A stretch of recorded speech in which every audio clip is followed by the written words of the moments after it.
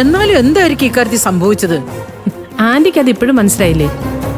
Anti ഓടുന്നതിന് ഒരു മുഴം മുമ്പേ അയാൾ ആന്റി എറിഞ്ഞു വീഴ്ത്തി. ഇന്ദ്രന്റെ സപ്പോർട്ടും കൂടി അയാൾക്ക് ഈ കാര്യത്തിൽ കിട്ടിയിട്ടുണ്ടെന്ന് സംശയിക്കണം. ഇന്ദ്രൻ അയാൾക്ക് ബാങ്ക് അക്കൗണ്ട് എടുത്തു കൊടുക്കാമെന്ന് പറഞ്ഞിരുന്നു. പക്ഷെ അതിനൊന്നുള്ള സമയം അവർക്ക് കിട്ടിയില്ലല്ലോ വർഷേ. എന്തായാലും ആന്റി അതിൽ നോട്ട കിട്ടുന്നുള്ളത് അയാൾ മനസ്സിലാക്കി. അതുകൊണ്ട് തന്നെ ആ കാശ് അയാളെ ബാഗിൽ നിന്ന് മാറ്റിയതും. ഒറ്റ വാക്കി പറഞ്ഞ ശേഖരൻ ആന്റിയെ കൊണ്ട് വിഡ്ഢിവേഷം കെട്ടിച്ചു.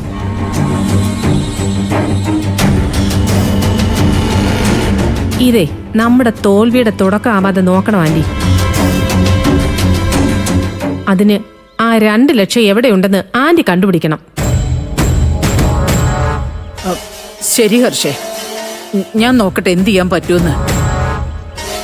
സുശീലോട് കളിച്ചാൽ എന്തായിരിക്കും ഫലമെന്ന് അയാൾ കാണാൻ പോകുന്നതേ ഉള്ളൂ. ശരി, ഞാൻ ചെന്നിട്ട് വിളിക്കാം.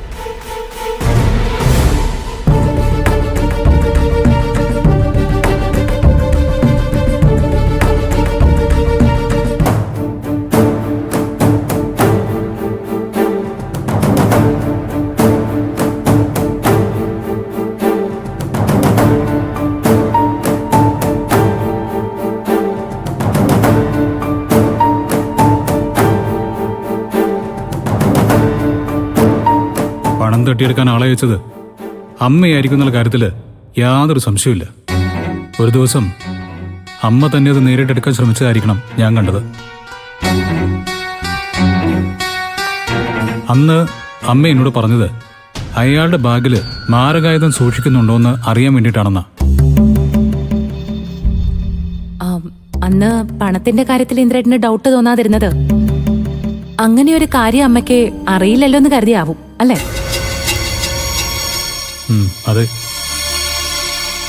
അമ്മ ബാഗ് തുറന്നിരുന്നെങ്കിലേ അയാൾ രഹസ്യമായിട്ട് സൂക്ഷിച്ച പണം അമ്മ കാണുമല്ലോ എന്നുള്ള ടെൻഷനായിരുന്നു എനിക്ക്. സത്യത്തിൽ അന്നേ സുശീലയ്ക്ക് ബാഗിൽ പണമുള്ള കാര്യം അറിയാമായിരുന്നു.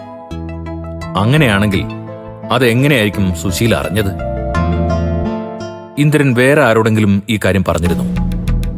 ഇല്ലച്ച, ഞാൻ അനുവിനോടല്ലാതെ വേറെ ആരോടും പറഞ്ഞിട്ടുമില്ല.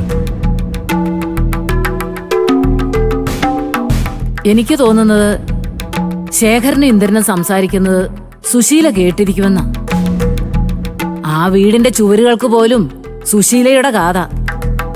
അവൾക്ക് കേൾക്കേണ്ടതൊക്കെ അവള് കേട്ടിരിക്കും. ഇന്ദ്രേട്ടാ, എനിക്കും അങ്ങനെ തന്നെയാ തോന്നുന്നത്. ഇന്ദ്രേട്ടൻ ആ മനുഷ്യന്റെ അടുത്തേക്ക് പോകുമ്പോഴൊക്കെ അമ്മ വാച്ച് ചെയ്യുന്നുണ്ടാവും.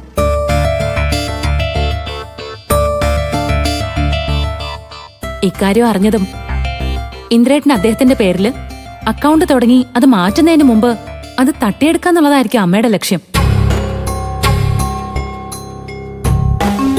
അതെ, സ്വന്തം നിലയ്ക്ക് അത് പറ്റില്ലെന്ന് തോന്നിയപ്പോ പണം തട്ടിയെടുക്കാൻ കൊട്ടേഷൻ കൊടുത്തു കാണും. അതിനവളെ സഹായിക്കാൻ ആ ഹർഷ ഉണ്ടല്ലോ.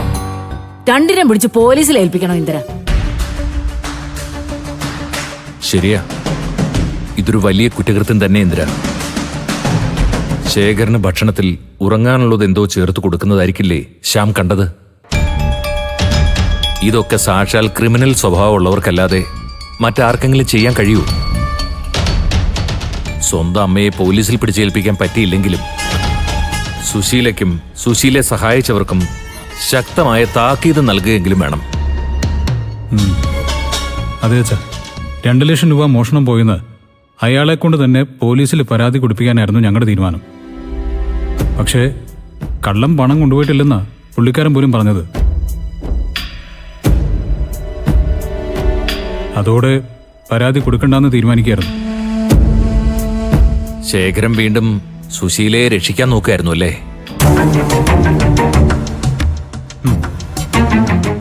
അല്ലച്ച, ഈ കാര്യത്തിലുണ്ടായത് മറ്റൊരു ടിസ്റ്റ.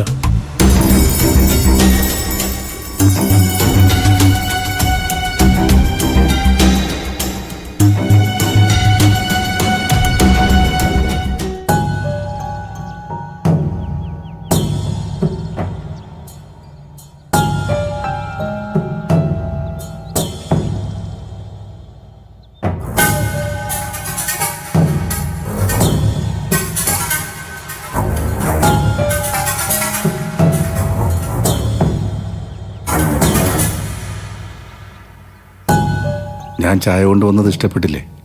സോനയെ കണ്ടില്ല, അതുകൊണ്ടാ.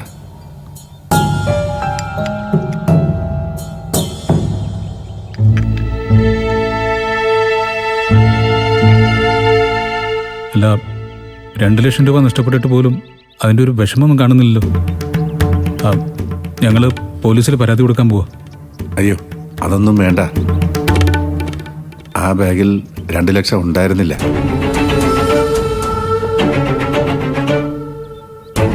എനിക്ക് വെറും 1300 രൂപ മാത്രമേ നഷ്ടപ്പെട്ടിട്ടുള്ളൂ. അല്ല, അപ്പോൾ കയ്യിലുണ്ടായിരുന്നു പറഞ്ഞ ആ 2 ലക്ഷം രൂപയോ? അങ്ങനൊരു പണമൊന്നും ഉണ്ടായിരിക്കില്ല. അത് ഏട്ടനോട് കള്ളം പറഞ്ഞതായിരിക്കും. ഏയ്, അങ്ങനെ കള്ളം പറയേണ്ട കാര്യം എന്താ? 2 ലക്ഷം നഷ്ടപ്പെട്ടിട്ടില്ലെന്ന് പറയുന്നത് കേസൊന്നും വേണ്ടെന്ന് കരുതിയാണോ? അല്ല, ഞാൻ പറഞ്ഞത് സത്യമാണ്.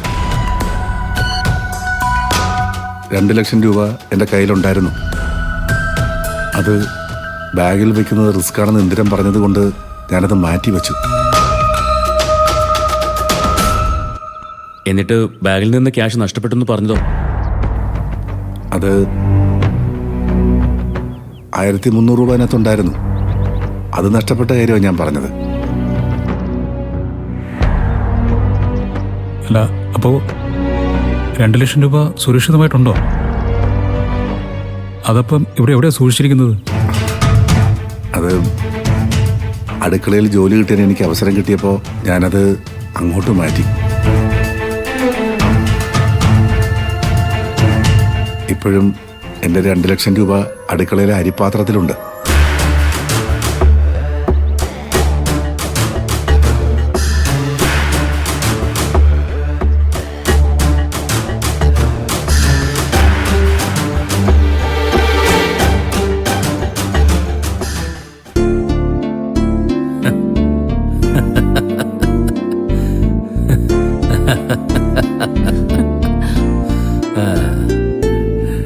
അപ്പൊ ഈ പണം നഷ്ടപ്പെടാനിടയുണ്ടെന്ന് ശേഖരനും അറിയായിരുന്നു.